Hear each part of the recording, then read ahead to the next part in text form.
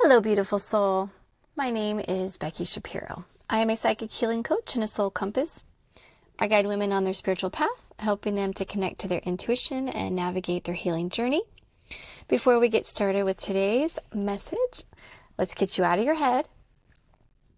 I want you to take a couple breaths and bring any energy that's in your mind or in your head space. Just bring it down to your heart space. This is where we want to listen and feel this from.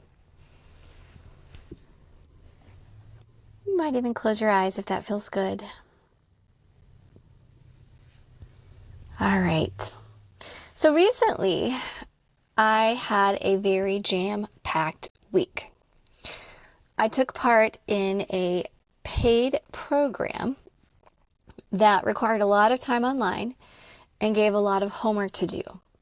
So this actually started, it was supposed to start on a Monday, but there was things going on way like Thursday before. So already by the end of the weekend, I was feeling overwhelmed. By Tuesday, I realized how stressed out I was. I had gained almost 5 pounds. That's a lot for me. And it really got my attention because my eating habits hadn't changed. It was just that it was an incredibly masculine-oriented program that was led by a woman who's very much in her masculine energy. Everything was on a very tight, rigid schedule, and you were expected to show up live and complete all the homework given in between. Now, I want to pause for just a minute here because I want to discuss the difference between masculine and feminine energy for anyone that doesn't know. I had been working with energy for 13 years, but didn't know that there was something called masculine and feminine energy until just a few years ago. So, for those of you that don't know, when I'm referring to masculine and feminine energy, I don't mean male and female, okay? This has nothing to do with your gender. As a woman, I have both masculine and feminine energy, and so does a man. Okay, so I wanted to make that clear. Your masculine energy is the energy that helps you do things, take action, to think, to give, to plan. Okay, all of that is masculine energy. Now, the feminine energy, this is what allows us to feel, to receive, and to just be in the present moment. Okay, so you can kind of see how opposite they are. Now, I want you to imagine a seesaw or a balance. Okay, for those of you that are too young to know what a seesaw is on a playground. So imagine this balance or this seesaw, and on one side is your feminine energy, and on the other is your masculine. Now, the balance or the seesaw is never going to be completely level when working with these two energies. Okay, my divine team explained that you can never equally give and receive at the same time, and that makes a lot of sense. You will always be slightly dipping more into one of these energies. Okay, and this is not a problem. It only becomes a problem when your seesaw or balance remains permanently tilted. Okay, because this is not how a seesaw is meant to work. It's meant to move back and forth. And this back and forth motion happens throughout your day when we're talking about your masculine and feminine energies, depending on your current task and your needs. And then, of course, you might go through phases in your life where you may need more of one energy. But the majority of people today have become stuck. Okay, for me, my seesaw was frozen, and my masculinity had been in charge for so long, it had completely taken over.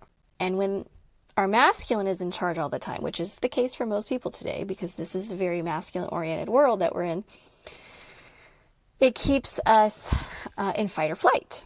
Okay, we're breathing shallowly, we're constantly on the go, our body is tense, and so our body believes that we need to be in fight or flight, and this causes all kinds of issues that I'm not going to go into right now.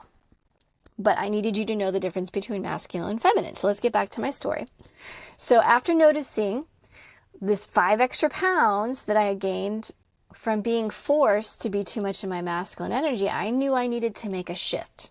Okay, I was not going to allow this coach or her program to negatively affect my health at any level. Okay, I'd had enough. So I let go of trying to keep up with all the homework. Okay, and this took off a lot of pressure. I just allowed myself to receive all of the valuable information that was being shared during the classes. And it was a lot. In fact, there was no time for me to discern if anything was in alignment for me but I was taking notes that I intended to come back to. Now, at the same time, during this incredibly intense program, I was also part of a 5-day mini mastermind that was being held in a Voxer container. Now, this was a very feminine-oriented program. We were allowed to ask questions about anything we wanted to know, and the coach would respond with answers or psychic advice. We could drop the questions or listen to the answers at any time. It was incredibly flexible. Now, this sounds amazing, but you have to have something to ask. Now, I gained a lot of insight just from listening to answers to other people's questions. In fact, it made me doubt some of what I was learning from the other coach. But there were a lot of voice messages that were coming through, so I was trying to keep up with listening to the advice that everyone else was getting, trying to come up with ideas for what I wanted to ask. And if you're wondering why I was even in the container, I actually won. It was a prize that I won. And so I was in these two containers at the same time. One was a paid container, but the other one, it was free. And both were very valuable, but it was stressing me out trying to squeeze all of it in. So I felt like there were lessons during this week of being part of the two programs. One that expected you to be completely in your masculine, in your doing energy.